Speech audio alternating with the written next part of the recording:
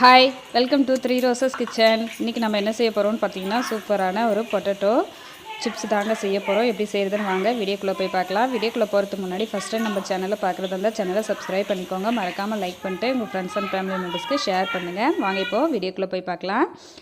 Chips செய்கிறதுக்கு நான் வந்து 2 பொட்டேட்டோ வந்து எடுத்துருக்கேங்க. அதை வந்து நல்லா வாஷ் பண்ணி எடுத்துக்கோங்க. எடுத்துகிட்டு இப்போ இதை வந்து தோல் சீவி எடுத்துக்கலாங்க. பாருங்கள், இந்த மாதிரி தோல் சீவி எடுத்துக்கலாம். 2 பொட்டேட்டோவும் தோல் சீவி எடுத்ததுக்கு அப்புறமா நம்ம ஒரு பவுலில் வந்து தண்ணி வச்சுருக்கேன். இப்போ அதில் வந்துட்டு வாஷ் பண்ணி எடுத்துக்கலாங்க.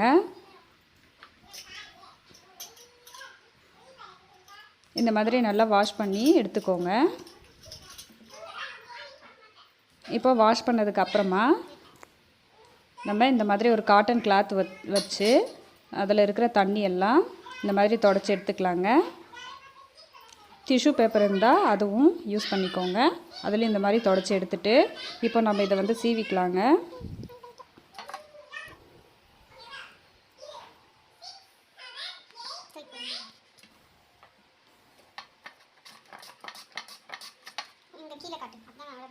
பாருங்கள், இந்த மாதிரி நல்லா ஸ்லைஸாக சீவி எடுத்துக்கோங்க.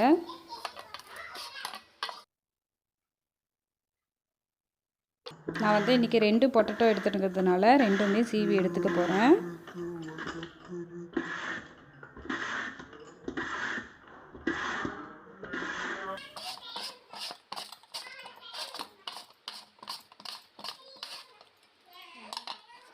அவ்வளோதான், பாருங்கள் 2 பொட்டேட்டோவும் சீவியாச்சு.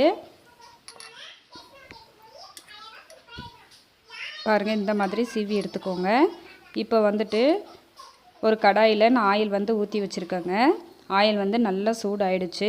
சூடானதும் அடுப்பை வந்து மீடியம் ஃப்ளேமில் வச்சுட்டு நம்ம பொட்டேட்டோவை வந்து சேர்த்துக்கலாங்க.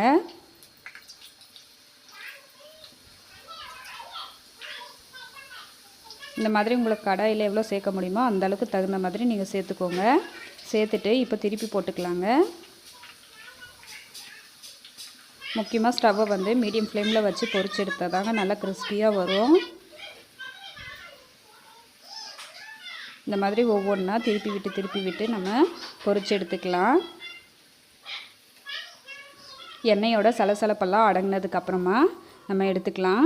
பாருங்கள், ரொம்ப சூப்பராக நம்மளோட பொட்டேட்டோ சிப்ஸ் வந்து ரெடி ஆகிடுச்சு. இப்போ இதே மாதிரி மீதம் இருக்கிறதும் நம்ம பொரிச்சு எடுத்துக்கலாங்க.